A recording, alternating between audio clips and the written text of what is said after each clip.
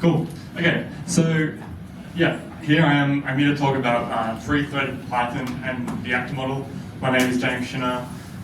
Yeah, I'm a senior software engineer at Archer at the moment. We do corporate credit cards. Okay, let's do it. Okay, the most important part of the slide. I've done my best here to try and present you with as accurate information as I can. However, I'm sure there's other people in this room who know much more about this topic than I do. Actually, on that note, do you mind if I have a show of hands who's familiar with threads? Threads, awesome. And async.io and async await programming, awesome. Okay, none of you are allowed to leave. You're my backup for all the questions that I can't answer. All right, so I want to start with maybe like a bit of an explanation for, I guess an introduction for the ideas I would like to talk about. So I didn't know it was going to be in such an amazing venue, and had I known that, I would have chosen like pizza oven instead of like my grandma cooking. But let's get started. Let's imagine it's Christmas Day, your grandmother is busy making all the food for the hungry family soon to arrive. The oven's on, multiple burners are going on the cooktop. You need the exhaust fan on for that. The microwave is busy, defrosting, and the dishwasher was just put on. Okay, now let's say if the microwave failed, we wouldn't expect the gas top to fail. If the exhaust fan failed, we'd probably still use the cooktop, but it wouldn't be as pleasant. Steam, all the rest of it. If we overloaded the circuit breaker by also putting on the kettle, then say the microwave, the oven, any other electronic equipment, that's all going to die. So, like what we described in this like brief scenario is, like a graceful way to handle failures, and that's what I want to get into. All right, yeah. So the outcome and I guess the goals of this, because this is still a journey, I'm still learning a lot about this, but to share these what I believe kind of maybe novel ways to use threads as a mechanism of subsystem isolation. Discuss the infamous global interpreter lock, async.io programming, and how to use the actor model to bridge the two. Now, is anyone familiar with the actor model? Yeah, we've got a few hands going up. Just a bit of background on that. It sort of originated in Erlang, been revived with Elixir recently, and also Go and Go routines also share lots of those ideas. Okay. All right, so I didn't want to pull punches. We're all nerds here, so I was going to get straight into something like kind of technical. And so we're going to calculate primes. So this is a trivial example of calculating primes, but we're going to do it in the most obscure possible way we can imagine. I'll walk you through this code later, but I want to just briefly describe, like, I guess, the way, I'm going to do it in just 1 second. I want to describe what it's doing, and by the end of this talk, hopefully we can better understand what's going on here. So me as a user, I'm going to go to my laptop, I'm going to start the program. There's these different columns here, so we're going to have a job manager. The job manager is going to be essentially just a generator object, Python generator object. It's just going to put numbers into a queue. We're going to have n worker supervisor threads, so n threads basically, which is going to be supervising the workers, and we'll get into this like supervision stuff later. Those workers are going to get jobs from the queue. It's going to check to see if the number's prime by essentially taking the starting number and decrementing it one at a time. It's going to check like n numbers. Basically, if it's prime, so if we're going to say it's prime, if it's done all of these checks, it's checked every single number. If it's prime, we're going to put it into another queue, not shown, but just search queue. And if it's not, we just start away basically. Yeah, okay. And then I suppose at the end, I print out all the primes that are in the output queue. So let's do it.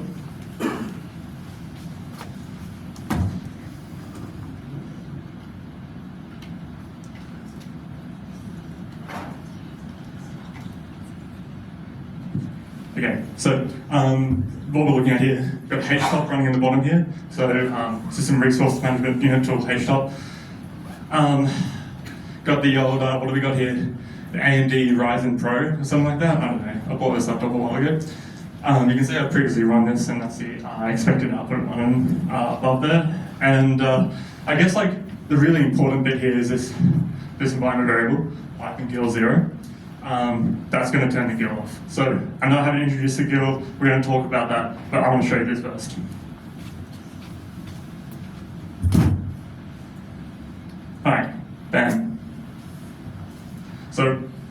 runs pretty quick. So I didn't show it. It's going to calculate well, up to 1,000 was the number I've configured here. Okay, so let's just give the old Control C there, and we'll do this. And this time I'm going to run it with the GIL enabled, and not quite as fast. So, I mean, it gives me time to stand up and talk about it. So, yeah, so obviously, well, maybe not so obviously, but this problem here is like a CPU bound task. So, by allowing proper parallelism using threads that are not handled by the GIL, we can obviously get better speed up switches. Not actually the main goal of this talk, it's more about how we can do the first thing I discussed, this subsystem isolation, but this is pretty motivating, I believe.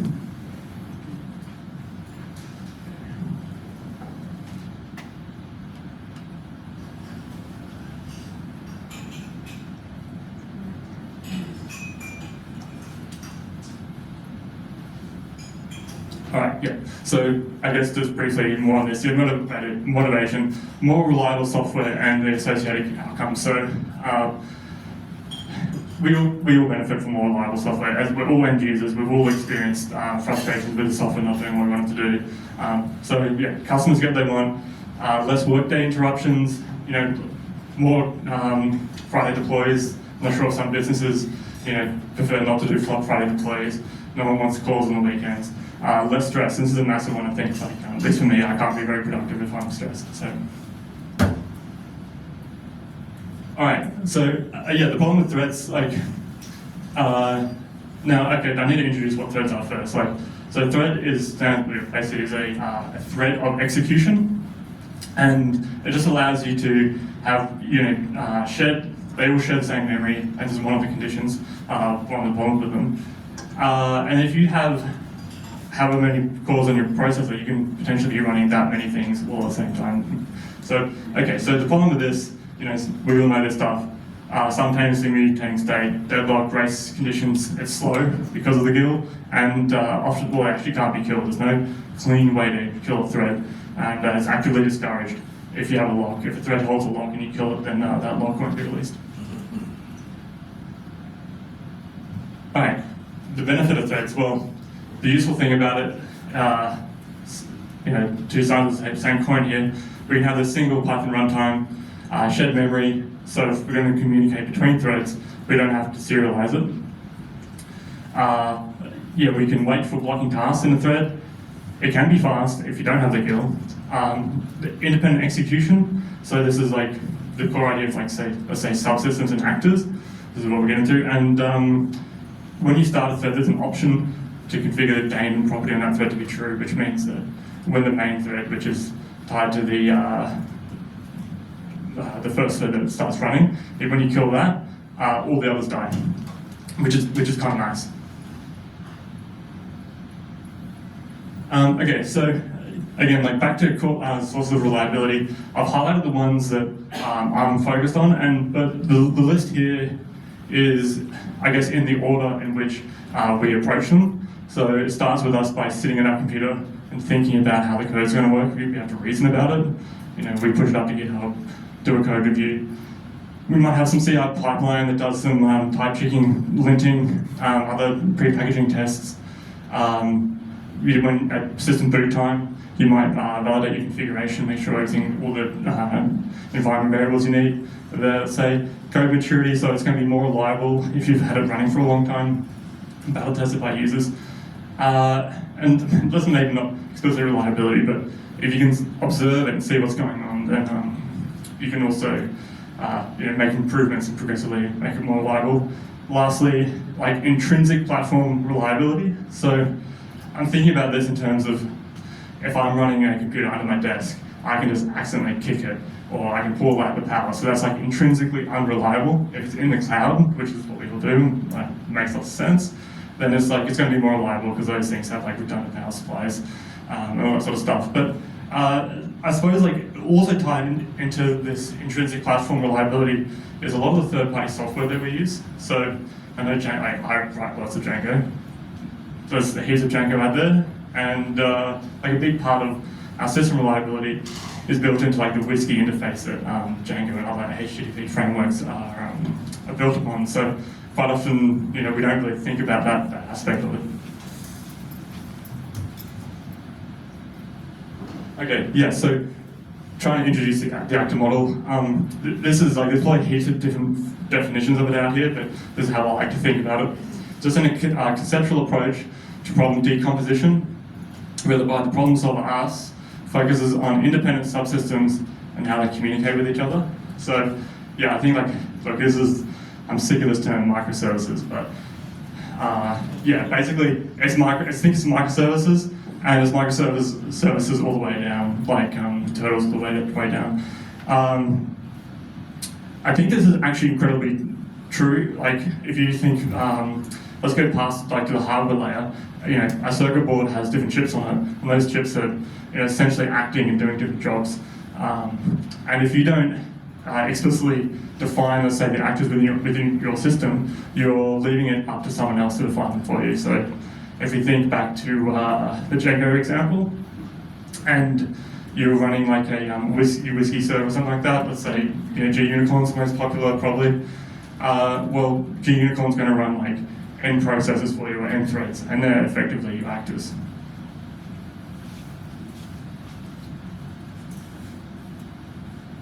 Okay, so I don't actually know how to pronounce this word. Someone can, I'm sure, inform me, but Byzantine or Byzantine, but yeah, so what does this achieve? Byzantine fault tolerance, which is the ability of a system to gracefully degrade under unseen failures, so think back to your grandma cooking. And yeah, and also we can, we're familiar with this, like ECS and stuff like that will automatically restart your Docker containers and provision things elsewhere if they fail. Yeah, so we're familiar with this.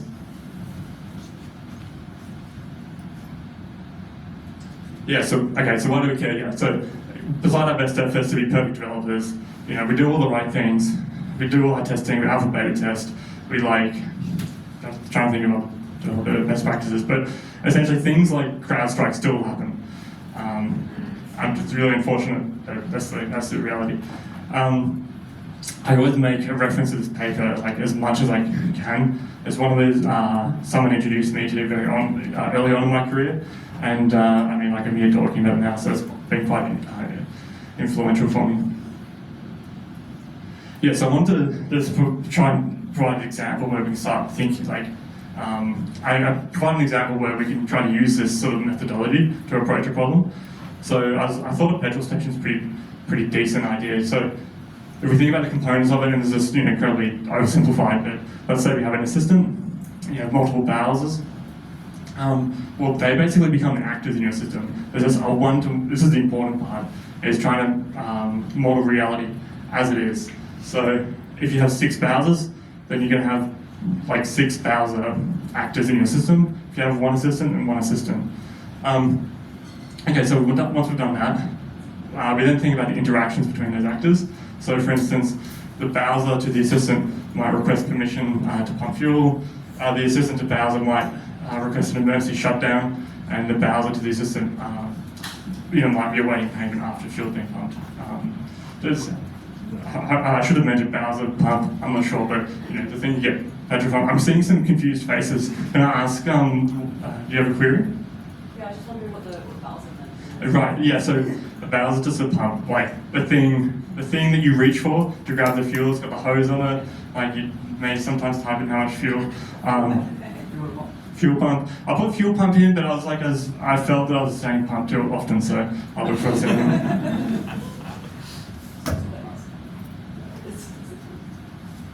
Okay, so yeah, so that's like this. So the previous example is how we think about might start approaching that problem or modeling that problem with an actor. I thought the more traditional approach, at least what I've experienced in the industry, let's say, is someone just picks a favorite database, like this Penny postcodes, let's say, and yeah, we start modeling the tables that we want. We're going to say, oh, well, we're going to have fuel pumped. We want to know when it starts, stop, the liters, the type of fuel, which number it was. You might have a payments table, with the foreign key relationship into it.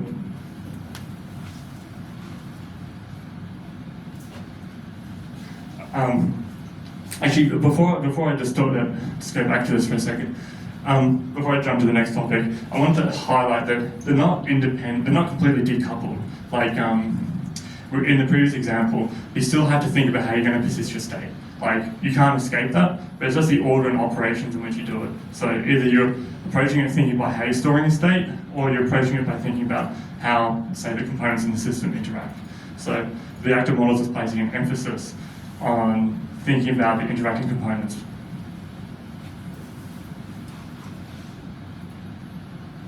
Alright, so how can we sort of achieve this thing in Python? Well, yeah, async IO tasks exist, and that's actually pretty cool. I just copied this from the docs and links there, but yeah, so if you have a coroutine,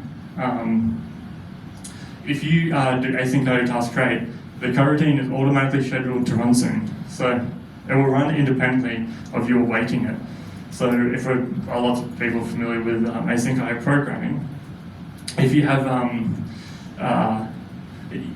task that's happening, it's not going to run unless you have something waiting for it. It's kind of like part of the magic of it. And that's really powerful, but if you want to just say, hey, do this thing and forget about it and have it run on its own, like we say we want to do in this actor model, then having to explicitly await everything becomes a little bit tedious. It's very similar to Go routines, how you can just like create a Go routine and just say, run my coroutine or Go routine, without you having to explicitly manage it, like the runtime itself will manage it. So that's kind of like what a task lets you do.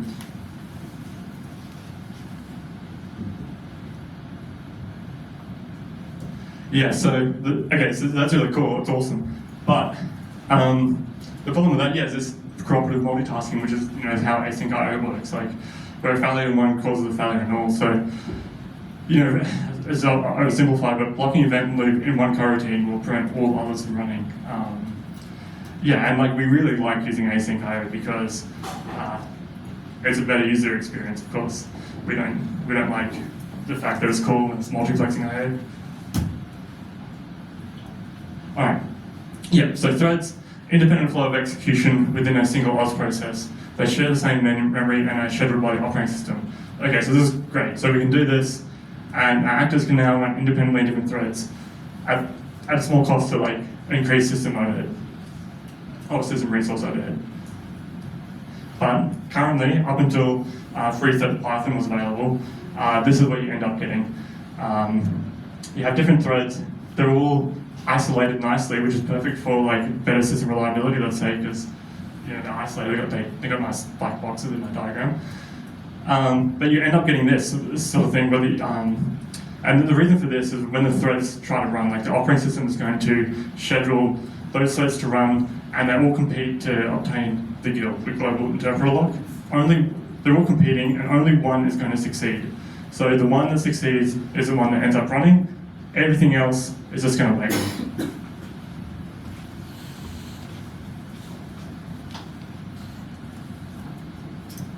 Yeah, so no, there's a non sequitur here, but essentially, like, why can't we have both? Why can't we have our tasks running in different threads, all, let's say, concurrently, while having true parallelism with threads? If you don't get the reference, it's from an old ad about Doritos wanting, maybe I don't need to explain this. So I'm not going to go into how to install free-threaded Python, but free threading IO. There's heaps of different options. This is the one I personally chose to use. Ties in whichever like software versioning manager you use, like PyEnv or ASDF or software others. Yeah, so once we've done that, like what does this achieve? Well, like it basically achieves exactly what I mentioned. Like we can do both. So we can have thread one that's over here, and it's doing its like this is its own event loop where each task is running independently and cooperatively working with each other. And you also have thread two do the same thing. Okay, so this is really cool. Can anyone see a problem with like doing this? I mean, there's probably like a million problems. This is like a terrible idea. You should definitely not do this. But this introduces the problem in that if we have a task running here in thread 2 and we want to talk to thread 1, it becomes a challenge. The reason for that is, it's a synchronization issue. Let's discuss. Yeah, so how can coroutines in different threads communicate? Well, async.io.q is not thread safe. So that's not going to work. Q.Q will block the rest of the. So Q.Q is from concurrent.futures. I believe it was like a concurrent futures thing, which is like traditional threading. Where you might have like a thread pool executor. Threading.event, you can also like use this, but it also blocks, so it's not like we can use that inside our event loop.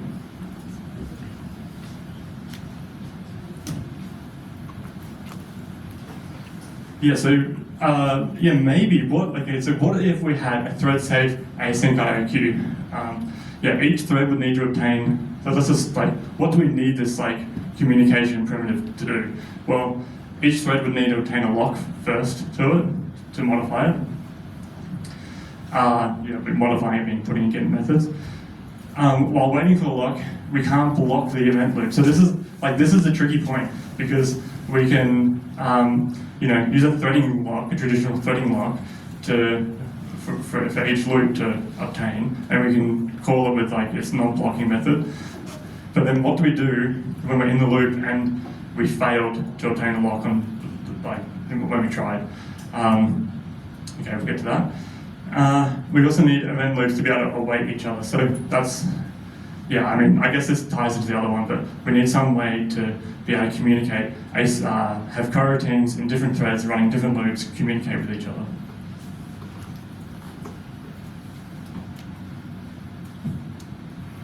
Yeah, so solution to 1 and 2 could be like a lock like this. And I say it could be a lock like this. This is exactly what I copied and pasted from the code editor. Now this is probably not the best implementation. I'm sure there's some better alternative out there, but this is what I was playing with.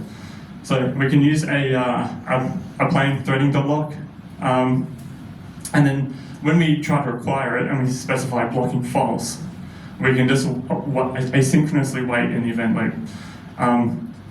It's essentially a busy wait in an event loop, which is not great. And this number here could potentially be tuned and optimized depending on how many things in like trying to require that lock at any point in time. But 0 is like a starting point.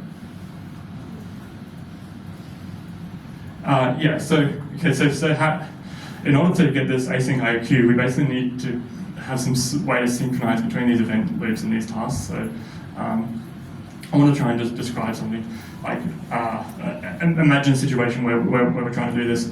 So again, me as a user, I'm going to program the system. I'm going to start coroutine A. It's going to be running in event loop 1. That's going to be its own thread. I'm going to start coroutine B. It's going to be in another thread. This coroutine is going to run. It's going to call await.get for the queue. The second thread is going to run, and it's going to put, call await.put. Now, what's happening here is coroutine A is awaiting for something on the queue, and it needs to know when there's something there for it to get. So after await.put's called, it's now this coroutine B's responsibility to let this coroutine A know that there's something available for it to get. So we get this get a future object back, and this get a future object is the future that this coroutine A is waiting for. It's waiting for that future there to become complete. So now we're in coroutine B in its own thread, and we need to say that this future is complete to unblock the coroutine A and for it to finally pop the item off and get the result. So how do we do that? We can call this async IO call string thread safe. We can say, so that future object, we can go set result, should use set result rather than just like this syntax here, and we can say done or none or true, whatever, something just to set the result. And then we can pop it off and we can resume as a result.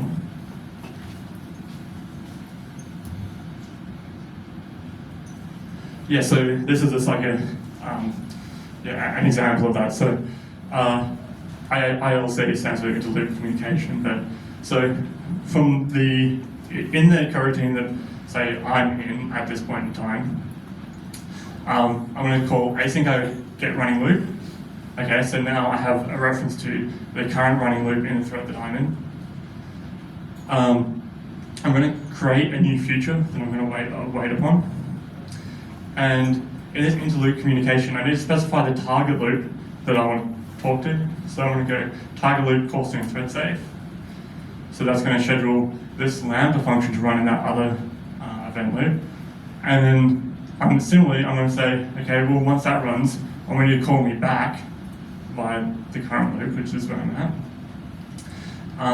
This waiter.setResult with some function that I pass in. And that function is the computation I want to be performed in the other coroutine.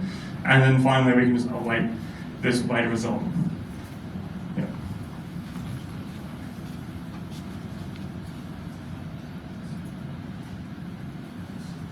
Okay, so we have like with that we have a communication primitive that we can use to message between tasks running different threads.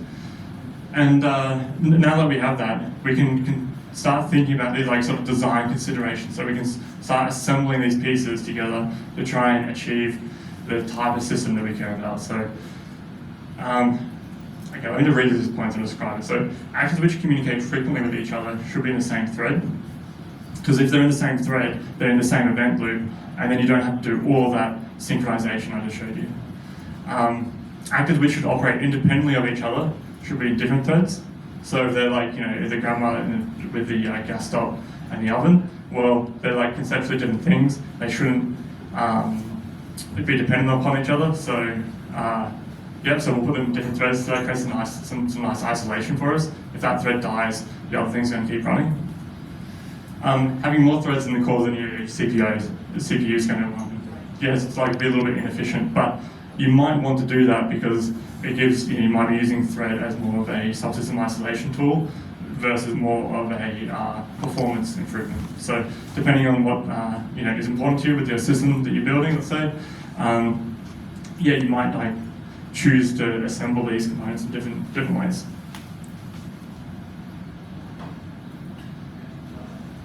Yeah, so a key part of trying to have like a reliable software, and I suppose if you read the literature on these active models, detecting failures is obviously like a really big part of it.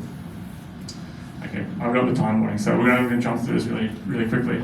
Okay, so if you have a process in one thread that's monitoring a different process, you can send a heartbeat across using, say, that communication primitive. And if you say you don't get the heartbeat, you can call async.cancel. We'll raise this cancel error. Okay, so I think we're basically at time. Yeah, look, we're basically right at time. I'm just going to demo. Yeah, jump straight into this demo, and that's going to be the end of it. So let's do this.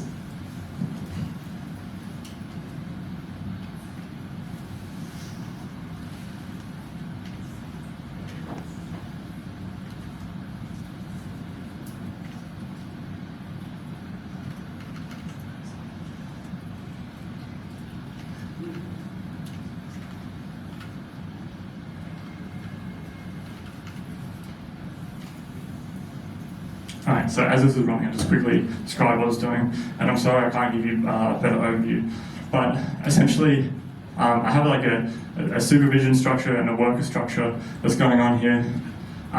We essentially have like three different workers. One is a random failure, one's a predictable failure, and one blocks. And what you can see here is this is running, but the predictable failure it's going to crash every 5 seconds. You see it crashing, and then you see it immediately recover, and that's due to this monitoring that I just described here. So that's basically it for time, I've been told. So I'd love to go into more. That looks like we've all got time for. So thank you very much. Thank you, James.